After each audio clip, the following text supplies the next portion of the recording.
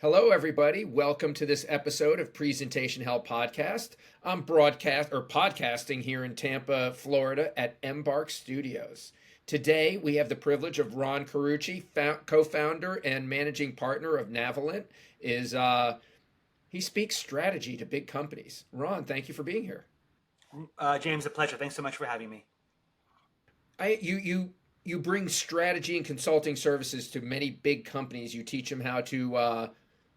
How about this? What do you teach them? How do you go about presenting your wares? I don't know that I teach them much, but I partner with them to help them figure out. It may be that a CEO has gotten themselves in a ditch from a market point of view, or it may be that there are some eroding performance indicators they can't figure out. But whatever it is, there's some transformational journey ahead of them. And our job is to help them change themselves, change their teams, and change their systems. Sometimes that comes in the form of deep leadership development work. Sometimes it comes in the form of organization transformation and redesign. Sometimes it comes in the form of governance and reshaping how the organization operates. And sometimes it comes in the form of articulating a strategy, because usually when you go around the table at a senior executive level and ask what's our strategy, you get as many answers as there are people in the room. And so helping them start by articulating who it is they believe they are and want to be, and how they want to differentiate themselves from other people who do what they do, is often a way we have to begin that transformational work. It's like you sit down and you provide a roadmap for change management. Exactly. We are the ones that help them create the map for the journey ahead. So when you do this, and you mentioned 4 or 5 different categories, these are generally big companies, S&P companies or Fortune type companies, who probably have a long history and a lot of ingrained ways of doing their business. Are these what are the things that you usually find when you uncover bad practices, or I had to use the word, but like toxic situations that you need to like stop and get them into a better managed situation so everyone works better?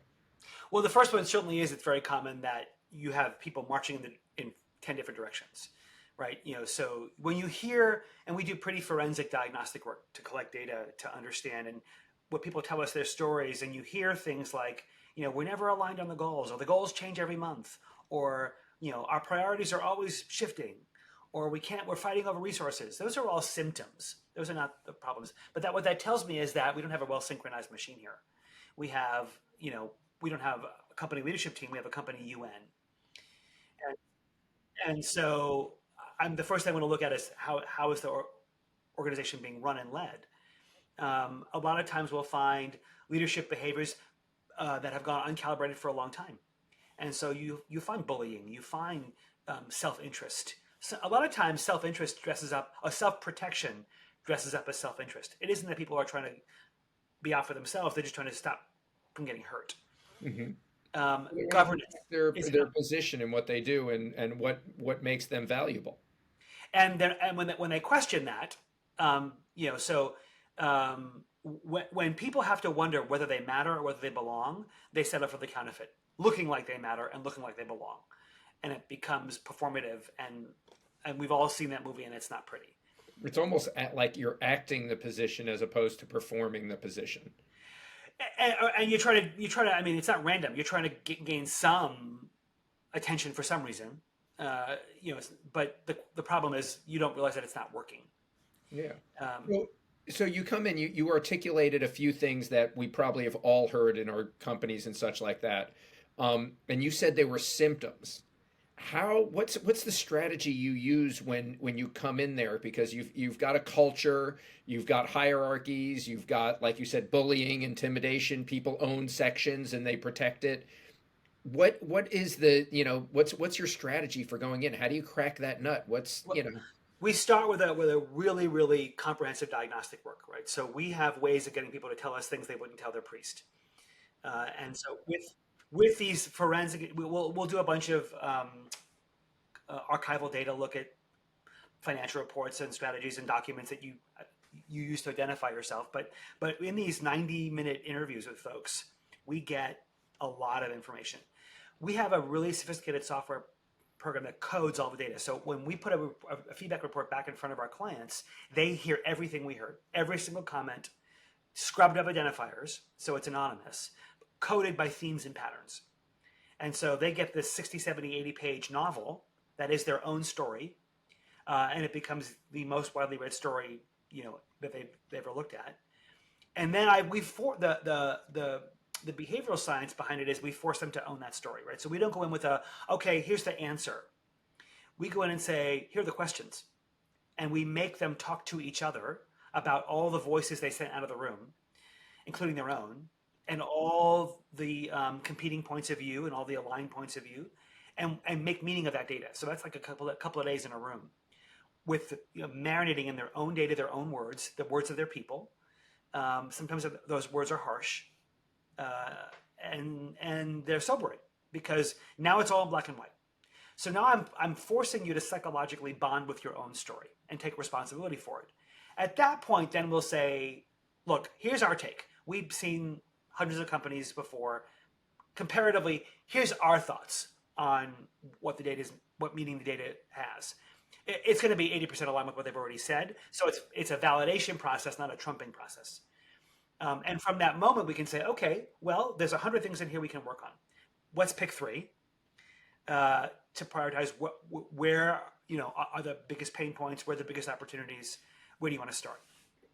And a lot of times, because leaders don't take systemic looks at their organizations, they look at they look at an org chart, or they look at verticals, or they see the world through the lens they came up with. So if they grew up in finance, they see numbers. If they grew up in marketing, they see brands. If they grew up in operations, they see costs and processes. But they don't see a holistic system. And so part of our job is to say, here's how all these pieces fit together or not. Your organization is perfectly designed to get the results you're getting. Whether it's bad behavior or lost margins or defecting That's customers. probably one of the hardest recognitions, to recognize that your company is designed the way it happened, the way it rolled out, and that's who you are. Right. And it's almost like self-reflection as a human being. You don't want to look at yourself and look at your own flaws, because it's very hard to make yourself better. You protect those things. I can see the similarities there. And that document becomes the mirror through which you have to actually look at the honest part of the story, not the story you've told yourself in your head, but the story you're actually living. And if you want the next chapter of that story to be different, you have to first be honest about the story you're in. Yep. So let me take a step back here, because I was thinking about that very first step where you said you come in and you do 90-minute interviews of the people. Do you do it with a cross section of the company, from the lowest end to the highest end, to different It's usually people? somewhere in the first 3 levels of the organization. We start at the top. So people who actually have the ability to make change. If we need other data, if we suspect that there's a layered view here that's going to be very conflicting, we might go down lower and get other data, or do focus groups, or get the data some other way. But typically we have the top 2 or 3 levels of the organization to hear from, because that's where the CEO's greatest leverage is going to come from. Mm-hmm. And then you said you recognize patterns and themes.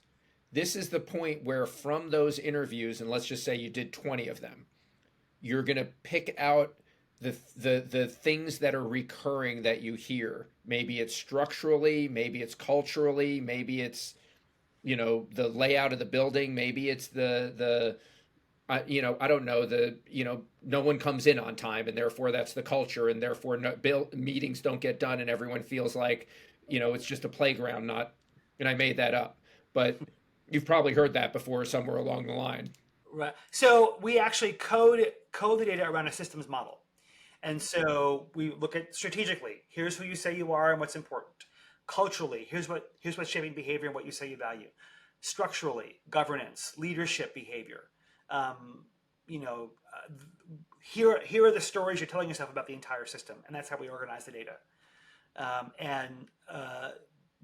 So you can read 2 pages of headlines that sort of like narrate the story, and then you read every single comment we heard, organized around those patterns. It's so funny because my company, Shuffler, does corporate storytelling. We do it in a different way. We manage a slide libraries for companies, and the slide libraries are organized like a table of contents of books. And if your slide library is all up to date and published right, anyone in your organization can go pull slides and assemble a presentation very quickly. Therefore, it's compliant, it's up to date, it's fast, it's all those things, and we call it corporate storytelling. The irony here is you're doing corporate storytelling from a different way, not from the way you want to be seen by the outside world or how you want to train people. You're doing a corporate storytelling as a reflection of who you are and Right. what it is. It's almost therapy. It's We should it, well, rename it therapy. well, I mean, it's many. We are organizational psychologists by training. We've actually been called corporate therapy before, but we, it's just honesty. It's about looking at the truth of the story you're actually living, um, versus all the ways you constructed denial mechanisms to make the story go away. No, that all makes sense. And it's all their story. Have you ever run into a situation where you were hired by the C-suite and you came back with the information and they were so aghast that they got rid of you? They didn't want the information once they found it, or No, typically people are relieved because it's. I mean, they've all been talking about it in the hallways and over the urinals for a long time, and now it's out in the open. There have been um, occasions where the CEO himself or herself was a part of a story they didn't understand and got some pretty harsh feedback, and we've had to deal with that bristling before. But typically, when I walk into the room with that report, they will have read it a day or two in advance. But there's a really important but uneasy moment for them where they realize I know more about their company than they do in, in some ways. And I have to make it safe for them for that to be true. And they it's have like to, an introspection is what you're providing for them. and a source of questioning and a source of um, not rumination, but, wondering that makes it okay for them to be human and fallible in front of me and for me to have the information I have about their company and to still see me as an ally. Are there like, and this is more for the audience, are there like five or six, 4 or 5 theme points that come up consistency or things that you need to in almost every organization need to address, you know, leadership and, maybe it's verbiage culture, maybe it's, what I mean, location, maybe it's working at home. I don't know. Are there certain themes or stuff that you could help the audience say, God, maybe I should look at that in my Well, organization? I mean, and your audience probably already knows what they are, but I can, I've never gone into a company where everybody at the top was articulating the strategy and the priorities the same way. And The what they don't appreciate consistency that, is one of the main thing, consistency of message across the enterprise. well, consistency of understanding. Well, yeah, Um, okay. and, Understanding is better. and Message is and the just a problem word. is they've all been allowed to interpret the strategy through their own interests or their own lens or their own biases and never tested their assumptions. And so, suddenly when the CEO calls and says, we did the strategy together, we all agreed to it, and now we can't execute it. Well, that tells me, if the problem wasn't the strategy, then the problem is something else, and it's probably not your execution abilities. It's probably because you're all executing 10 different versions of it. So that's a very common one. The other one is governance. When, we all love to watch the game, whose decision is it anyway? Where people walk out of a room and don't know. Did we make a decision? Who made it? Who gets to make it? Did I make it? Who And, owns it? Who's and what responsible for it pass or or fail? what was it? And if it's convenient for me to say, you know what, we didn't make a decision, and therefore I can go do what I want. That silence becomes a great leverage for people who want to continue to fragment the organization. The problem is that the people at the top of the organization don't appreciate the damage they're doing to the broader enterprise by allowing that kind of confused decision making or decision rights to not be distributed in clear and clarifying ways. Border wars is another one. A constant sense of the ability for aspects of the organization to synchronize their work. No competitive advantage happens in any one place, right? Competitive advantage is the culmination of multiple people coming together. So innovation happens because consumer insights, marketing, and product development come together. Customer service happens because supply chain operations and customer analytics work together.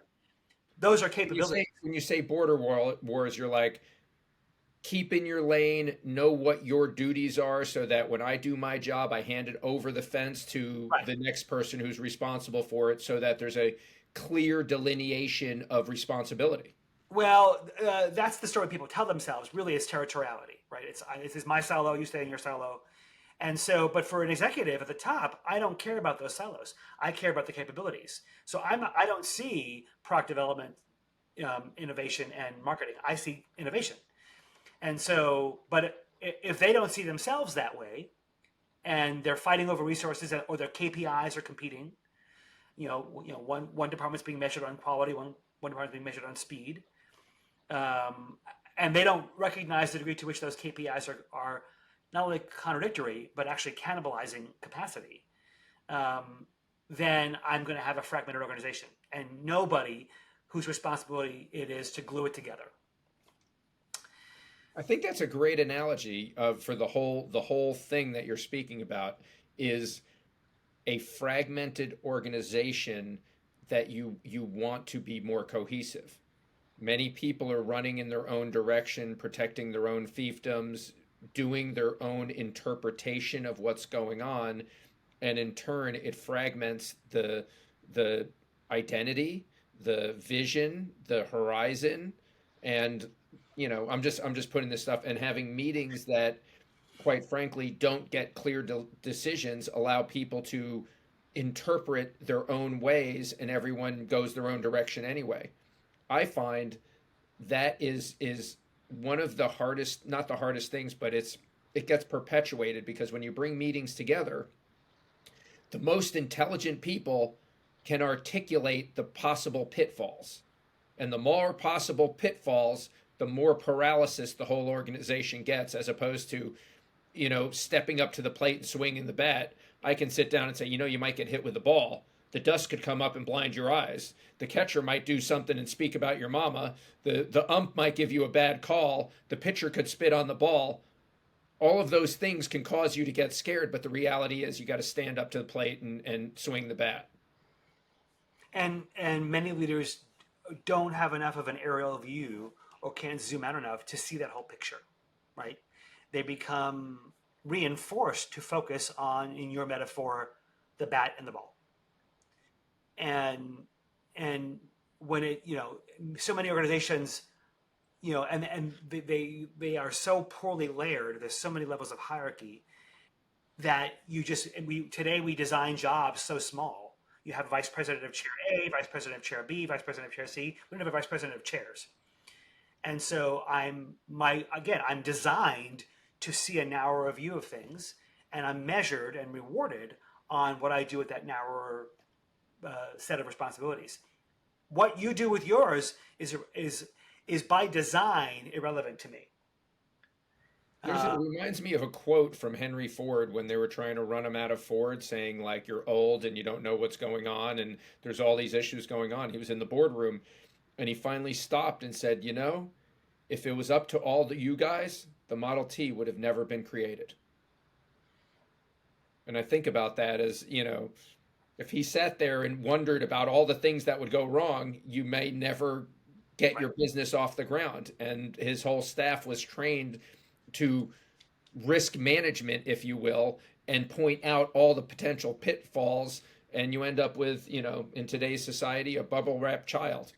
Yeah.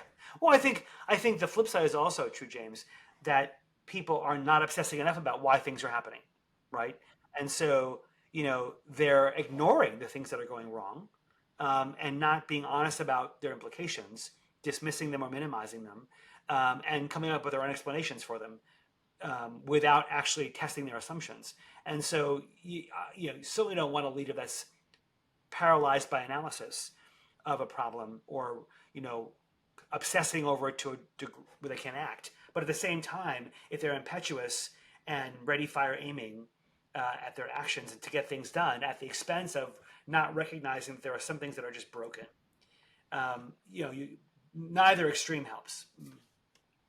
So really, so to sum this up a little bit, what Navalent does, what you do, is you help companies get a good introspection of what's going on, organizationally, in governance, in communication, in understanding, in social environments, and from this evaluation gives a mirror, an introspection to the senior executives in the company to say, hey, these are real things that's happening. Let's come together and work them better and make a smoother, more compliant, more efficient organization that's all running to the same horizon. And then we actually go with them on the journey to fix it. Oh, that's the next step. Yeah, you actually, it's one thing to diagnose a problem, but you actually have to do something about it. And most organizations are unequipped to do that. Well, that's the much harder part because you're dealing with human beings at that point. Yeah. And how about this? We'll take a break right now. When we come back, we're going to find out where Ron came from and what brought him to this position to be an expert in understanding and providing the mirror to the big company. And then how do you actually implement this strategy? Just a minute, we'll be back. Thanks. This episode of Presentation Hell podcast is brought to you by Presentation Hell, the book. From painful presentations to better stories, your organization can do better enterprise storytelling. Welcome back to the second half of the Presentation Hell podcast, broadcasting from Embark Studios here in Tampa, Florida. We welcome Ron Carucci. He's in Atlanta, Georgia. Is that correct? Connecticut, just outside New York City. Where in Connecticut? Fairfield. I went to Andrew Ward High School. So I grew up in the same community where Ron is right now. I didn't realize that. So Ron, in the first half, told us all about how you can really understand your own organization. His expertise provides a mirror, if you will, to your organization to help you understand your strengths, your weaknesses, how you can bring your organization together and just perform better. Sounds like a coaching process that comes in here. Ron, how did you get into this? What was the path that brought you here? Well, it wasn't a particularly obvious one. I actually began my career in the arts about 140 years ago, but I realized that I bored easily, and so the notion of doing the same thing 8 times a week was torturous. So I was training in New York City. I left New York City and joined a company that used arts to teach. And so I was working in Europe for a number of years, and the company had a contract with the military and State Department to do all kinds of various programs. And this is before the term DEI was a term, but we were doing a workshop in the chapel at Dachau.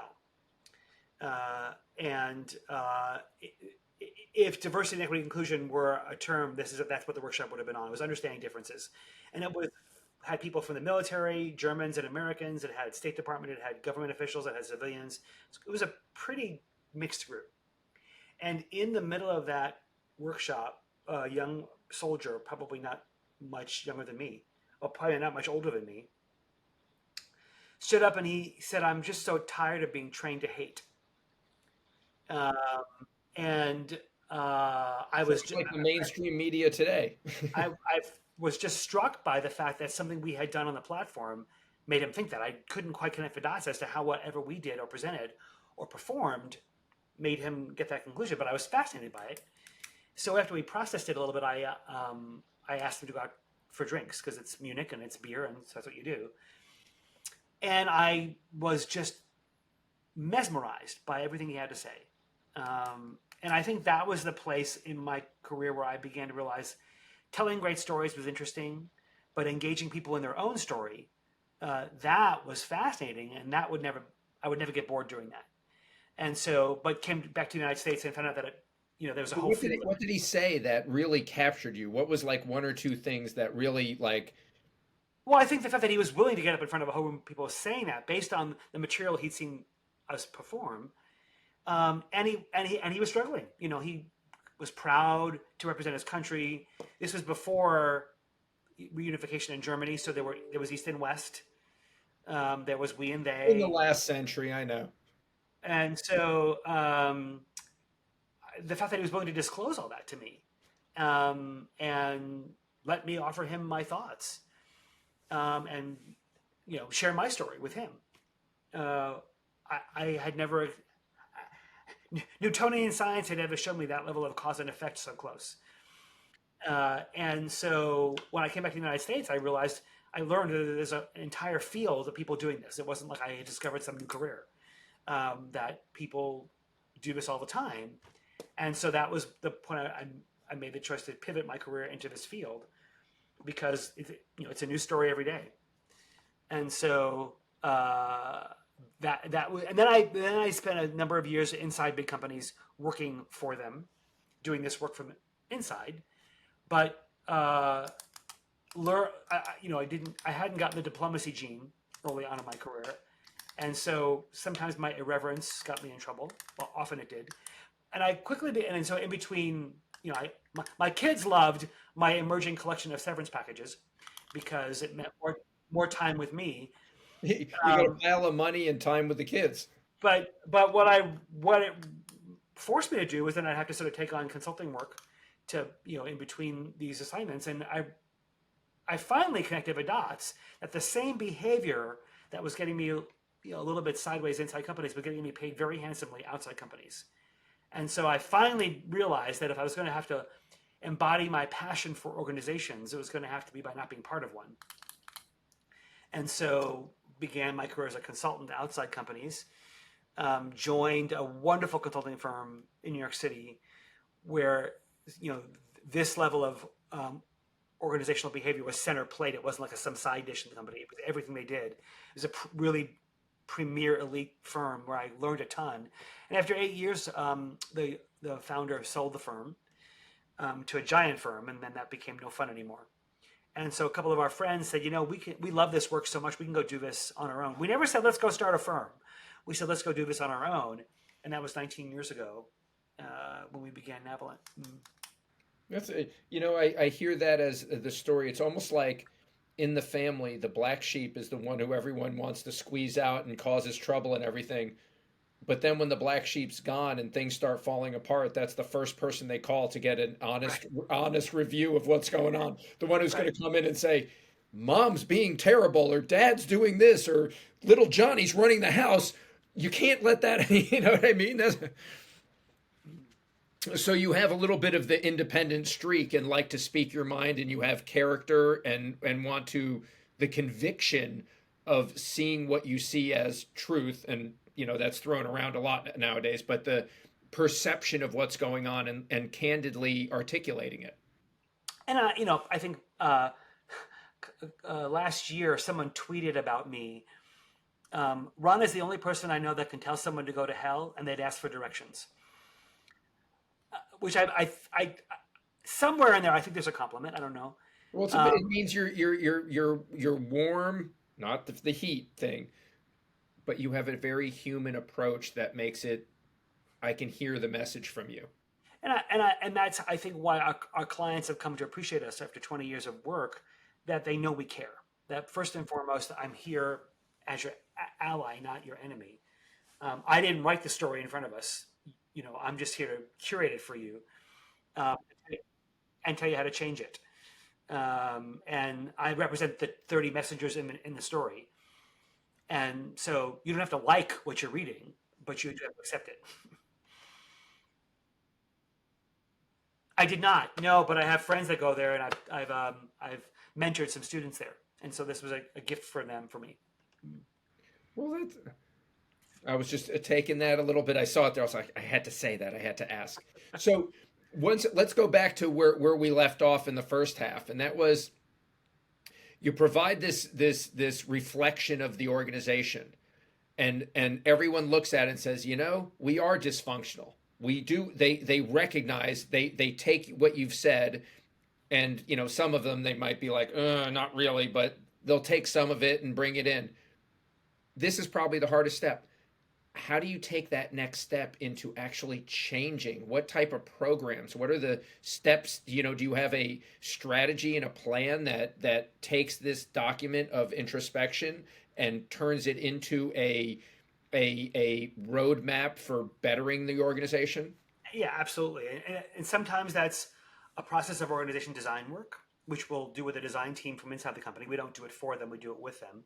Sometimes it's a work of taking a set of leaders and doing deeper work with them on their own development and their own sense of agency and self.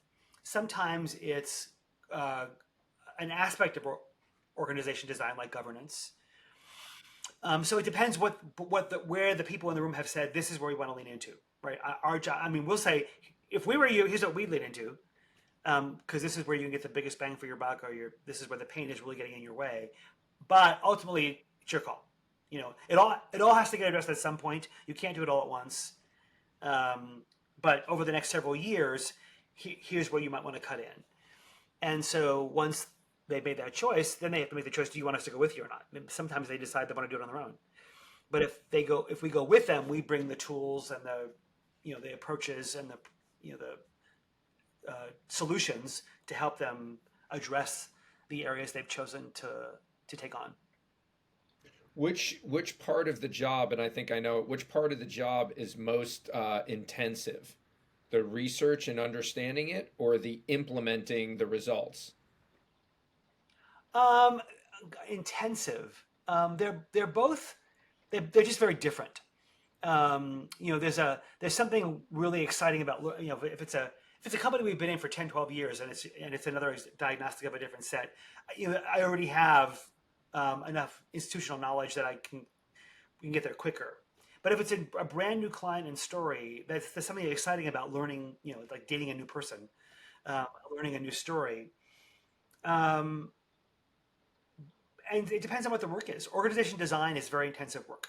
It's 8 or 10 or 15 people in a room, virtual or together, for months at a time, really rethinking the enterprise and really rethinking and reshaping how work is done and what work gets done and who does it. And so that's one kind of intensive. You know, Sitting and listening to people confess their life story to you for hours on end is another type of intensive, right? So coding the day. So they each bring their own version of intensive to it. They all have different aspects of really being enjoyable. They're And really different they're different skill sets in a way. yeah, very different parts of your brain, very different tools. And some parts are tedious. Some parts are just they're necessary but not fun. Would that dating analogy kind of work, where the first one is the meeting and understanding and learning, where everything's like wow and exciting and fresh, and you're getting all this new information, but then once you're there, then you go into the relationship, which is hard work and it's consistent, it's over a period of time, and you accept things and you give and take along the way. It becomes less of wow, I love that about you, and that to let's have breakfast at 6 a.m. because you get on your Yeah, program. that thing I thought was charming about you is not so charming. That's right. I Um, loved your accent until it sounded like fingernails on a chalkboard. I think I think the word acceptance is good, James. I think there are sometimes you have to recognize that every leader, every company, every culture is going to have limitations. That will, there'll be things that they actually are able to change and grow out of, and there are some things that maybe just be genetically hardwired into the identity of the organization that are going to be a little more difficult to change, or they're just not willing to change. Which is a lot of it. I kind of, in my organization, I look at people as under three metrics. They're possessed of different temperaments, talents, and convictions. The temperaments are their emotional, what moves them emotionally. Their talents are, can they put a ball in a hoop on the basketball court, or could they write a paper really quickly, or could they code, or could they sit down at a piano and have 1,000 people come around them? Or their convictions. What do they truly believe in their heart that's going to motivate them, that they're looking for? And I find that everyone has different levels on each one of them. And the better you learn where the strengths are, you can allow those strengths to work well. And you don't ask someone who's doesn't have a strong conviction about, let's say, homelessness, to do the homeless issue. Right. That they're better suited for something else. And for myself, I use those three mechanisms. But what you said, I kind of saw the same thing. Once you were saying acceptance, you accept that I can't play the piano. Don't ask me to play the piano. Right. No one's going to enjoy it. I get it. It's one of the wonderful things about having a firm of people with different skill sets and different interests and different passions, all united by a common set of values and approaches that, versus solopreneurs who have to do it all. I love the idea that I have a community of folks that I can draw on to team with and to help with, and or I can try and lean into the things that I do well and let other people do things that I don't do well. Which is really important because the division of labor creates a civilization. Basically, without that, I don't ask my accountant to stop halfway and write half the code for the coder. Right.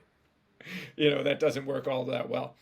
So, Ron, I'd like to thank you for coming in. I just kind of want to sum this up that Navalent is really, how should I say, the mirror analogy keeps hitting me over and over again. You come in and it's almost like you take the personality of the company and articulate it in such a way where the company can look at themselves and get some introspection. From that introspection, you have the ability to help make the whole organization better by strengthening the weak parts or maybe shaving down some of the rough edges or whatever it might be. In a nutshell, that's true. Yeah.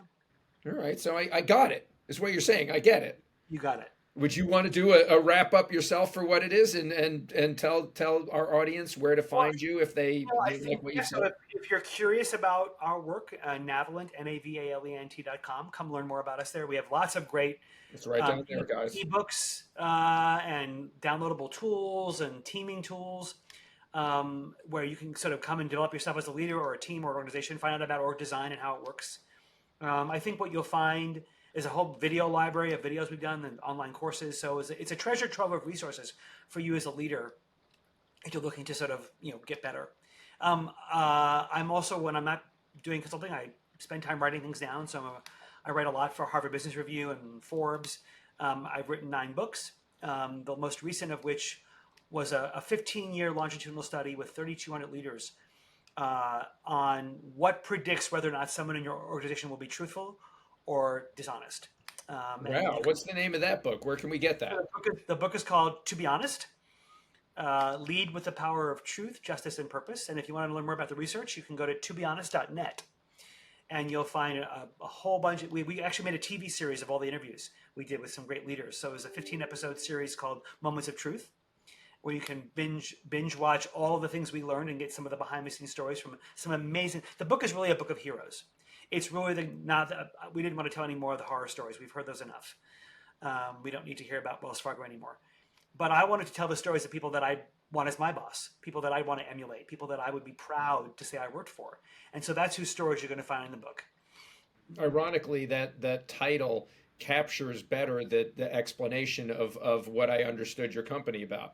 You go in, you get a personality test, you make people look at who they are, and then to be honest, now we have to deal with it honestly, and that's very respectable. I appreciate that. I know there's a lot of need for what you do, and you're a scholar and an author. Very impressive. Ron, thank you for coming on. Thank you guys for listening to Presentation Hell Podcast, and everyone have a good day. Take care.